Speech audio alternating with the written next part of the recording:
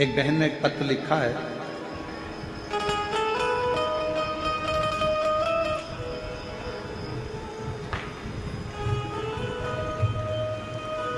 इंदिरा निर्मलकर, मेरे पति नील कमल निर्मलकर,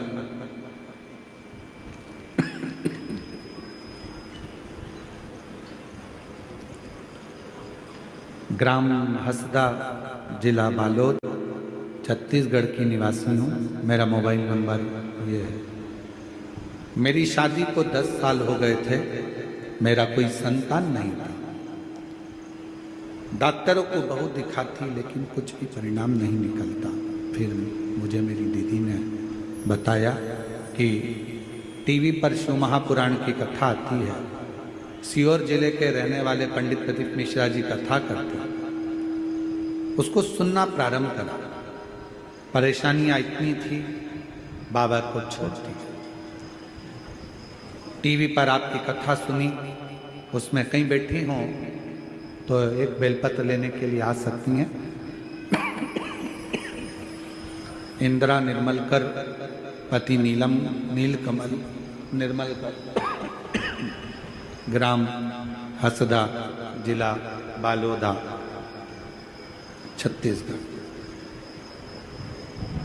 लोगों के ताने सुनती, अपशब्द कहते, आड़ा टेढ़ा कहते, कोई मुझे बांझ कहता, कोई कुछ कहता। पर मैंने भी आपकी कथा सुनकर एक विश्वास अपने अंदर एकाग्रित करा। पशुपतिनाथ का व्रत किया और पशुपतिनाथ का व्रत किया और 1 महीने के अंदर मेरा गर्भ ठहर गया। 24 मई 2023 में बाबा की कृपा से मुझे संतान की प्राप्ति हुई और बाबा की ऐसी करुणा हुई कि बाबा की कृपा से मेरे घर में औलाद की प्राप्ति, संतान की प्राप्ति शिव की कृपा से। पर बच्चा तो हुआ, एक लड़की ने जन्म लिया गुरुदेव, पर कुछ समय के बाद हो सकता है हमारी लापरवाही या अन्य चीज के कारण बेटी का भगवान के घर चली गई। बहुत निराश हो गई मैं। मेरे माँ बाप मेरे को देखकर रोते। इतने सालों के बाद तो बच्चा हुआ, वो भी चली गई। पर मैंने अपना विश्वास नहीं तोड़ा। आप कहते हो ना गुरुजी, विश्वास को मत तोड़ना, तो सूखे हुए पेड़ में भी एक दिन फल आ जाता है अगर विश्वास पक्का है। हम लोग, मेरी माँ के साथ सीहोर गई, वहां कंकर शंकर की पूजा की, रुद्राक्ष लाई और मैंने फिर से पशुपतिनाथ का व्रत किया और फिर मेरा गर्भ ठहर गया। 24 अगस्त 2024 को पहली मेरी लड़की हुई थी, 24 मई को, और बाबा ने फिर मुझे 24 अगस्त 2024 को पुत्र रत्न की प्राप्ति हुई। बाबा की कृपा से अब स्वस्थ। एक विश्वास, ये 10 साल, एक 20 साल के बाद में भी संतान की प्राप्ति। पूर्णिमा साहू, मेरे पति का नाम किशन साहू।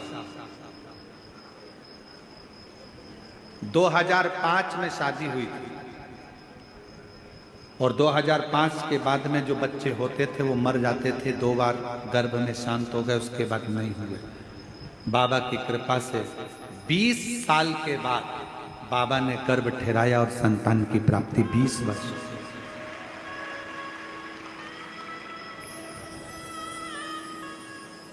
पूजन करोगे, अर्चना करोगे, साधना करोगे, भजन करोगे, कीर्तन करोगे, मंत्र जाप करोगे तो कहीं थोड़ी बहुत अड़चन तो आ सकती है।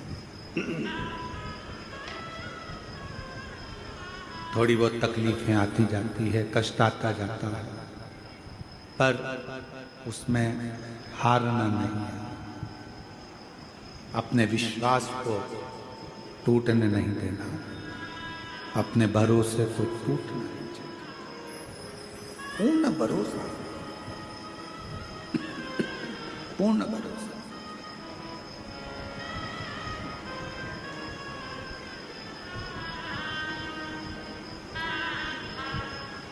हो सकता है कुछ परीक्षा बाबा ज्यादा ले रहा है,